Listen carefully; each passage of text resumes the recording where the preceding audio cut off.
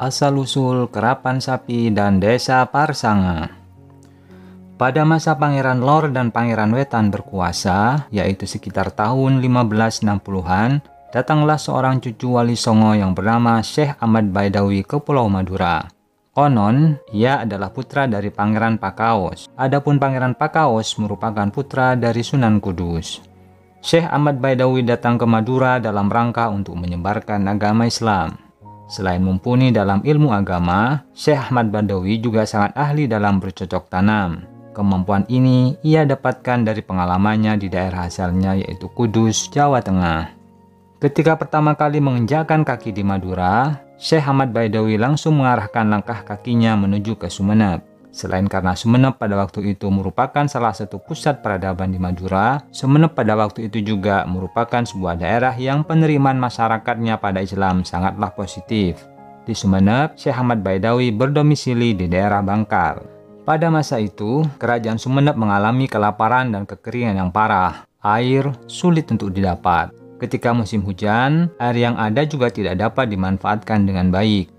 Ini disebabkan karena pada waktu itu masyarakat Sumeneb tidak terlalu paham tata cara bercocok tanam dan mengatur air. Dan karenanya, setiap saat hasil pertanian yang ada tidak cukup untuk digunakan memenuhi kebutuhan sehari-hari dalam setahun.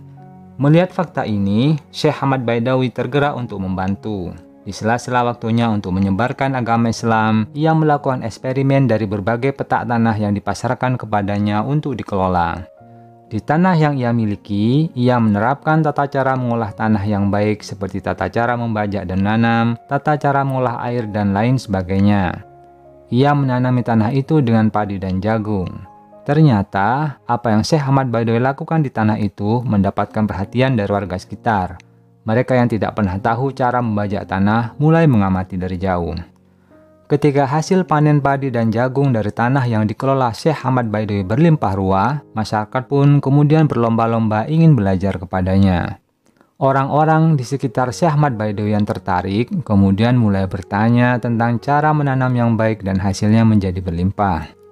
Adanya keinginan masyarakat untuk belajar ilmu bertani ini disambut baik oleh Syekh Ahmad Baidawi. Menurutnya, dengan mengajari masyarakat, ia akan mendapatkan pahala. Selain itu, di sela-sela pengajarannya, ia selipkan juga unsur-unsur dakwah. Syekh Ahmad Baidawi memberikan petunjuk bercocok tanam yang benar dengan cuma-cuma. Hanya saja, ia dengan lembut mengajukan syarat-syarat bagi yang berkenan melakukannya.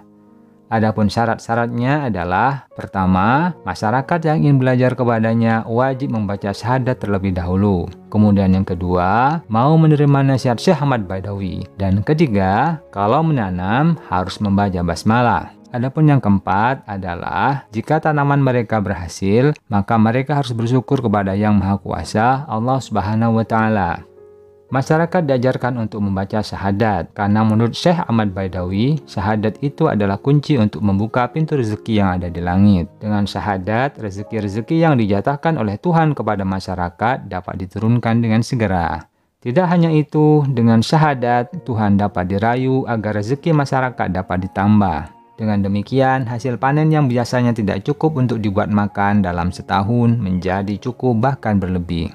Masyarakat juga diajarkan untuk mau membuka hati menerima nasihat, terutama nasihat oleh orang yang lebih mahir atau lebih pintar darinya. Ajaran ini diberikan agar ketika masyarakat bertani, mereka mau untuk mengikuti arahan-arahan dalam bercocok tanam agar hasilnya menjadi baik. Tidak hanya itu, dengan membuka diri pada nasihat, dakwah yang dilakukan oleh Syekh Ahmad Baidawi dapat berjalan dengan baik. Masyarakat juga diajari bagaimana setiap kali ada kegiatan penanaman bibit tanaman, mereka haruslah membaca basmalah. Ini dilakukan agar hasil yang ditanam menjadi berkah dan panen menjadi meningkat. Masyarakat juga diajarkan untuk bersyukur entah dengan membaca Alhamdulillah atau dengan cara mensedekahkan sebagian hasil panen kepada tetangga yang membutuhkan. Tidak hanya itu, masyarakat harus dapat meningkatkan ibadahnya jika panennya melimpah. Setelah syarat-syarat dipenuhi, Syekh Ahmad Baidawi mengenalkan bercocok tanam yang baik. Tidak hanya itu, ia juga mengenalkan cara membajak sawah menggunakan nenggala atau salakeh yang ditarik oleh 2 ekor sapi. Sistem bercocok tanam Syekh Ahmad Baidawi tersebut menarik perhatian banyak orang untuk belajar dan menuntut ilmu kepadanya. Sistem bercocok tanam ini oleh Syekh Ahmad Baidawi disebut sebagai nandur dalam bahasa Jawa yang berarti menanam. Syekh Ahmad Baidawi pun mendapatkan julukan baru yaitu Pangeran Ketandur, yang berarti pangeran yang memberi pengetahuan menanam padi. Ketika saat panen tiba, ternyata apa yang diajarkan oleh Syekh Ahmad Baidawi terbukti bermanfaat.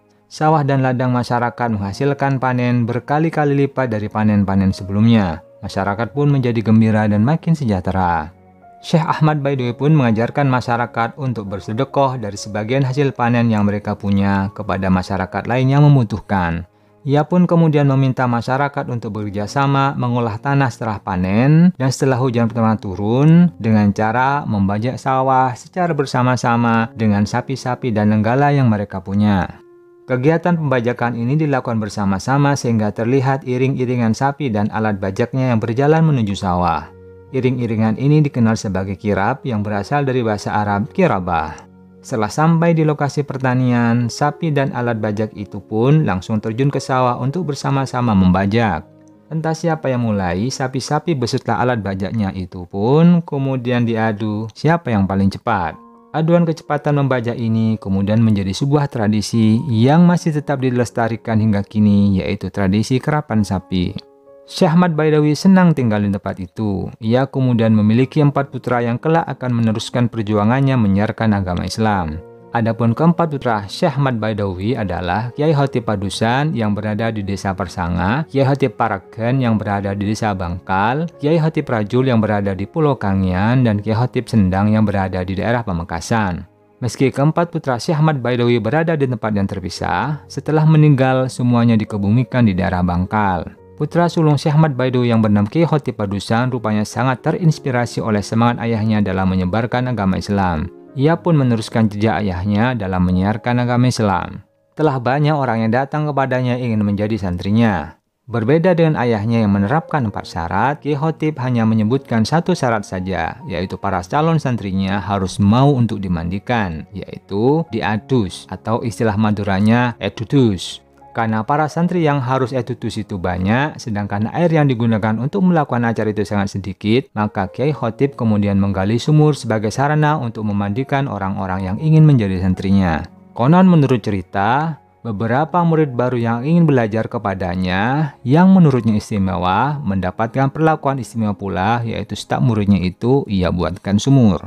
Beberapa waktu berlalu, sumur-sumur yang dibuat oleh Kiai Khotib berjumlah 9. Ia menggali 9 sumur atau bahasa Jawanya disebut sebagai sumur songo yang kelak berubah nama menjadi Parsanga. Perubahan ini terjadi karena di setiap sumur tersebut ditanami tumbuhan parse, yaitu bibit pohon kelapa. Nama Parsanga tersebut diambil dari kata parse yang berarti bibit kelapa dan sanga atau songo yang berarti 9. Nama ini bertahan hingga sekarang dan menjadi nama desa yang ada di Kabupaten Sumeneb.